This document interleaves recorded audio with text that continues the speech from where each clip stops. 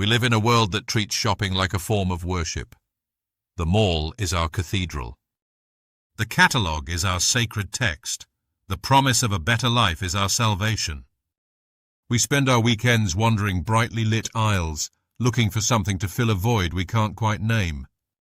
We are told that if we just buy the right thing, we will finally be saved. The message is whispered from every advertisement and screamed from every billboard. Purchase your way to wholeness.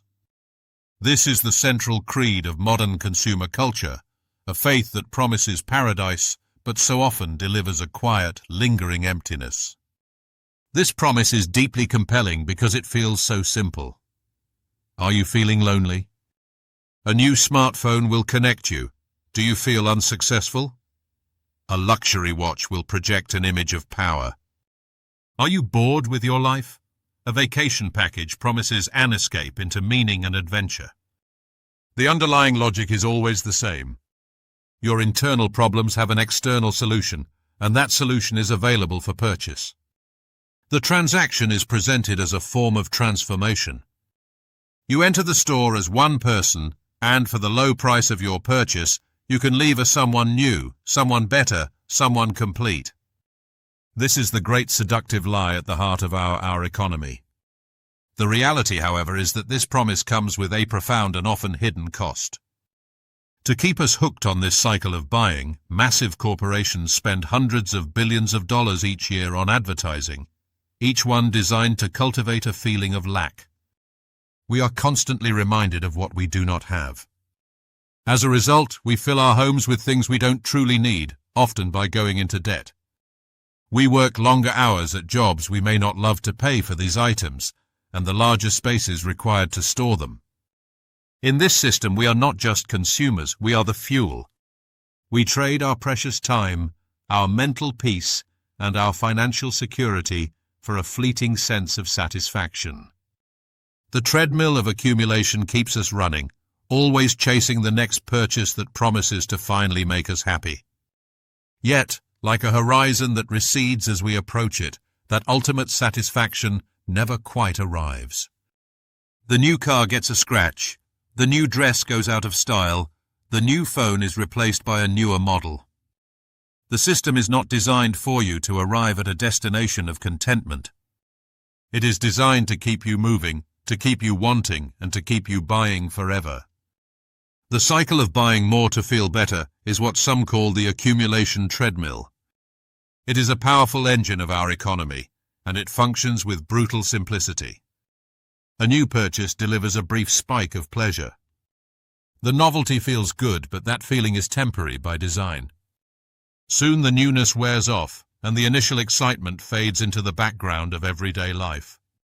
The object that once promised so much becomes just another thing you own. This inevitable decline in satisfaction creates a vacuum, our nude sense of wanting that can only be filled by the next purchase. It is a relentless loop, keeping us in a state of perpetual desire. The numbers behind this treadmill are staggering. We are told that freedom is choice. In the context of consumer culture, this translates to a dizzying array of options for nearly everything we buy. A typical American supermarket can stock up to 40,000 different products. When you go to buy a simple item like toothpaste, you might face 50 different varieties. Whitening, tartar control, fresh mint, gentle foam for sensitive teeth with baking soda. This explosion of choice is presented as the ultimate empowerment of the consumer. But this illusion of freedom often hides a psychological burden. Psychologists have a term for this phenomenon, the paradox of choice. Research conducted by scholars like Barry Schwartz has shown that while some choice is good, too much choice can lead to decision paralysis and decreased satisfaction. When faced with an overwhelming number of options, people find it harder to make a decision at all. The cognitive effort required to compare and contrast every possibility becomes exhausting. Instead of feeling liberated by the abundance of options, we can feel overwhelmed and stressed. The simple act of buying a jar of jam becomes a complex analytical task. Even after we finally make a purchase, the trouble is not over. With so many alternatives available, it's easy to second-guess our decision. We are haunted by the ghosts of the choices we did not make. Did I pick the best one? Would that other brand have been better? This post-purchase regret or buyer's remorse diminishes the pleasure we get from what we bought. The satisfaction is eroded by the nagging feeling that a better option was just one shelf over. Instead of enjoying our new purchase, we are consumed by doubt and the anxiety of a potentially suboptimal choice. Advertising is a form of industrial alchemy that transforms contentment into desire.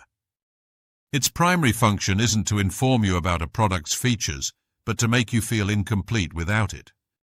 Ads create a gap between your current reality and an idealized version of yourself, subtly telling you that you're not attractive, successful, or happy enough. They create a problem you may not have known you had by tapping into our deepest insecurities. A beauty cream ad sells the promise of youth. A luxury car ad sells the promise of status. The imagery is crafted to bypass our rational minds and speak directly to our emotions. Once this gap of inadequacy is established, the product is presented as the bridge to cross it, a simple solution to the complex problem it just created. The product becomes a magical totem, a quick fix for deep-seated anxieties about our place in the world. This leads to the status game where your identity becomes your latest purchase. In our consumer society, what you own has become a primary way to signal who you are. Objects are no longer just tools for living. They are symbols of identity, status, and success.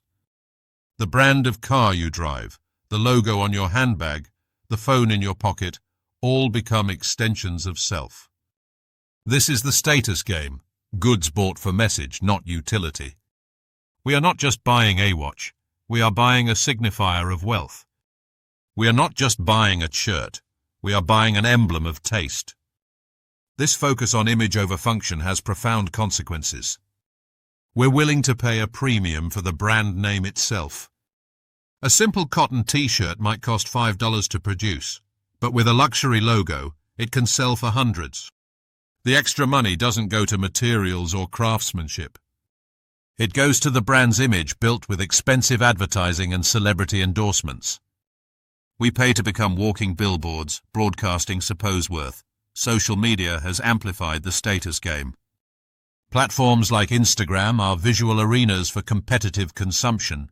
People curate and post purchases, their vacations, their homes. Validation comes as likes and comments, a digital currency that measures perceived worth. That creates pressure to keep up, to perform aspiration, even if it means going into debt or feeling constant inadequacy compared to idealized online lives. The danger, it hollows out our sense of self. When our identity is tied to external objects, it becomes fragile and unstable. Possessions can be lost, stolen, or go out of style. If your sense of self is based on what you own, you're building on sand.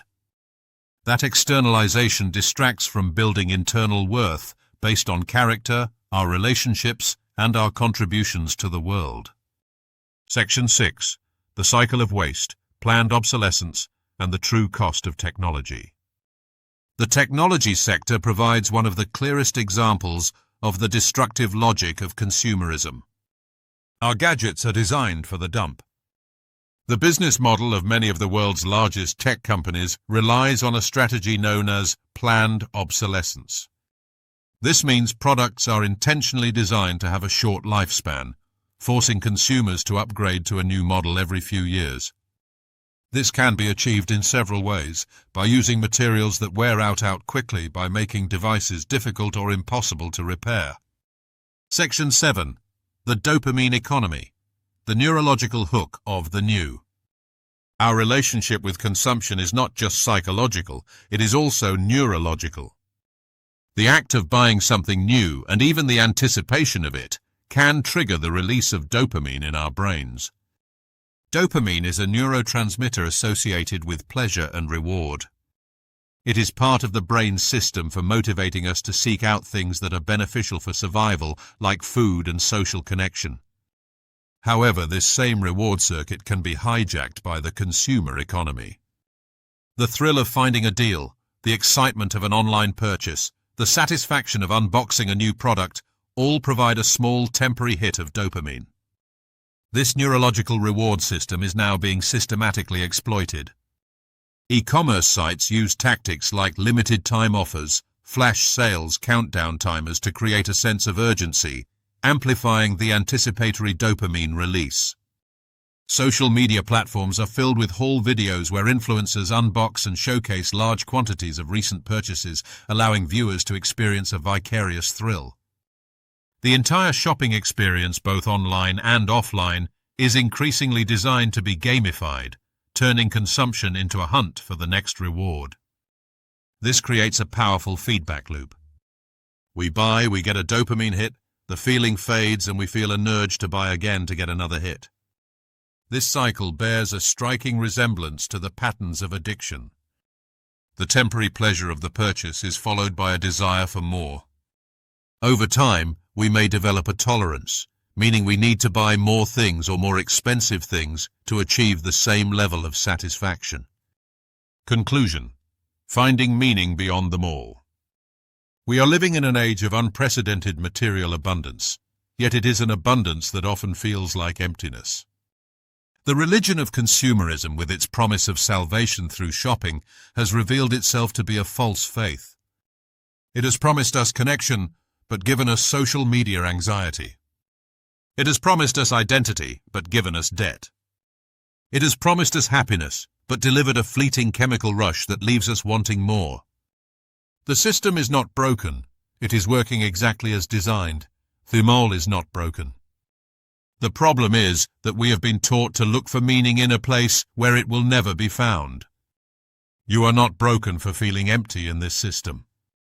This is not a call to reject all material possessions or to live a life of extreme asceticism. Objects can bring us comfort, joy, utility. A warm coat is a necessity in winter. A well-made tool can help us create. The problem is not the existence of things, but the belief that things can solve our deepest human needs.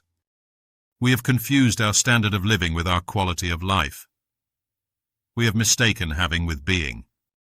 The path forward is not about renouncing the material world, but about putting it back in its proper place, as a support for a meaningful life, not as the source of it.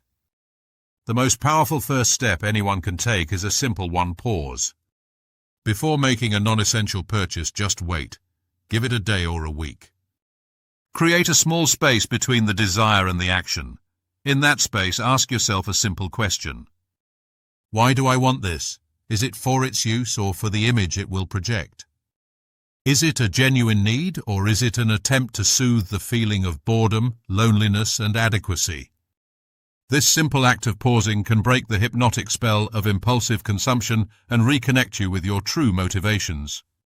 In the end, a fulfilling life is built not from what we buy, but from what we do and who we are. Meaning is found in the slow, quiet, and often unmarketable parts of our existence. In our relationships with others, in work that we find purposeful, in connection with our communities, and in moments of quiet contemplation with ourselves and the natural world. These are the things that cannot be bought in a store or delivered in a box. If we want to build a richer life in a more sustainable world, we must have the courage to look for meaning beyond the bright, loud, and ultimately empty promises of the mall. Sometimes enough truly is enough.